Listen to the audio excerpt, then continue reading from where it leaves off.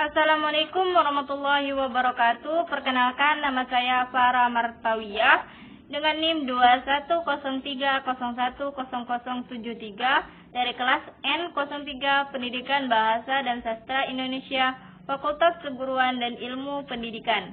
Di sini saya akan menjelaskan tentang kearifan sosial, budaya, dan kearifan teknologi. Nilai-nilai kearifan dalam budaya pantang larang dalam suku Melayu. Pantang larang adalah pantangan dan larangan yang dijadikan patokan dalam kehidupan masyarakat Melayu, baik siklus kehidupan, kelahiran, perkawinan, dan kematian, dan ritual-ritual yang dilakukan dalam kehidupan masyarakat. Unsur-unsur pantang larang, makna, fungsi, klasifikasi, dan kedudukannya dalam masyarakat. Pantang larang yang merupakan budaya masyarakat Melayu pada dasarnya adalah mengandung nilai-nilai pendidikan. Misalnya, anak-anak dilarang melintasi atau melewati belakang orang tua yang sedang duduk, dan anak-anak dilarang makan berpindah-pindah tempat. Selanjutnya, larangan mengusap wajah bayi yang sedang tidur karena dapat menyebabkan bayi tersebut cepat meninggal. Nilai-nilai yang dapat dipetik dalam pantang larang ini ialah: yang pertama, anak dilarang melintasi orang tua, yang bermakna bahwa orang tua mengajarkan sopan santun melalui metode kebiasaan. Yang kedua yaitu anak dilarang makan berpindah-pindah tempat, yang maknanya anak tidak konsisten dalam kepribadiannya, sehingga orang tua melarang anaknya makan secara berpindah-pindah. Yang ketiga yaitu mengusap wajah bayi yang lagi tidur, mengandung makna bahwa seperti orang meninggal sehingga diusap wajahnya. Oleh karena itu, orang tua melarang anak-anaknya. Berikutnya, pantang larang digunakan oleh suku Melayu sejak zaman nenek moyang, karena pantang larang mampu mengobati penasaran masyarakat. Pantang larang tersebut sudah menjadi adat bagi suku Melayu. Adat adalah kebiasaan. Adat merupakan warisan leluhur yang diturunkan kepada generasi ke generasi selanjutnya. Konsep adat yang terdapat dari suku Melayu berkaitan dengan diantaranya: yang pertama yaitu adat sebagai kebiasaan untuk menghormati orang yang lebih tua. Yang kedua yaitu adat yang dikhususkan pada melaksanakan upacara, misalnya perkawinan. Yang ketiga yaitu adat yang berkaitan dengan lingkungan yang perlu dihormati dan dilaksanakan dengan ritual-ritual yang melembaga. Yang keempat yaitu adat sebagai hukum kepada masyarakat. Yang kelima, adat sebagai adat istiadat dengan berbagai macam perilaku, ritual yang ditampilkan yang dianggap mempunyai nilai magic. Yang keenam yaitu adat sebagai sistem kelembagaan, misalnya lembaga keluarga, agama, politik, budaya, dan lain-lain. Sejak zaman nenek moyang, pantang larang merupakan keramat yang telah disakralkan. Sesuatu yang disakralkan dan dianggap mempunyai nilai-nilai magic merupakan ciri khas budaya peradaban zaman dahulu, termasuk suku Melayu. Selain itu, pantang larang dalam suku Melayu terdapat makna yang tersurat dan tersirat.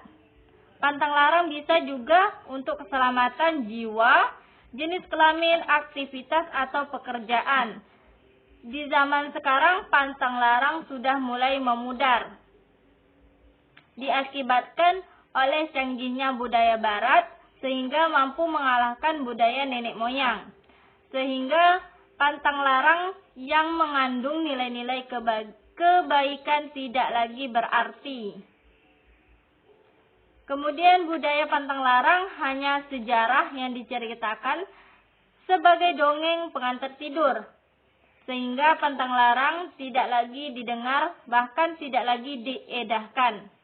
Karena pantang larang rentan terhadap perubahan sosial.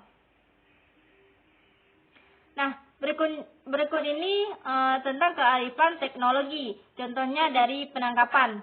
Sesuai dengan lingkungan Riau yang kaya dengan air dan daratan, kreativitas masyarakat Melayu Riau dalam menghasilkan teknologi penangkapan hasil perairan sangat menonjol. Mulai dari teknik pengumpulan kerang, penangkapan ikan dan bubu, sampai jaring dan tuba. Teknologi penangkapan yang ada di Riau sangat efektif dan efisien untuk menangkap ikan-ikan tertentu.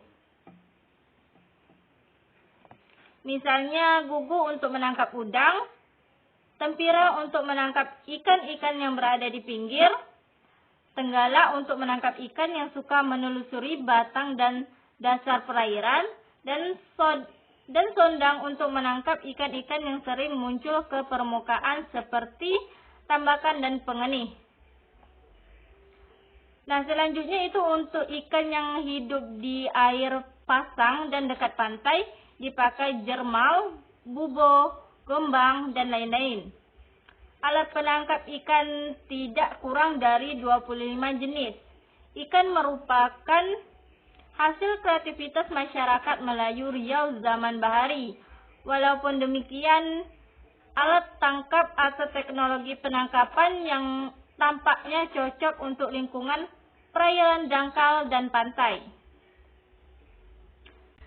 Selanjutnya itu dalam bidang pertukangan, teknologi yang menonjol ialah teknologi pembuatan rumah dan perahu. Beberapa teknologi yang dipakai sangat istimewa, tepat, serta fungsional.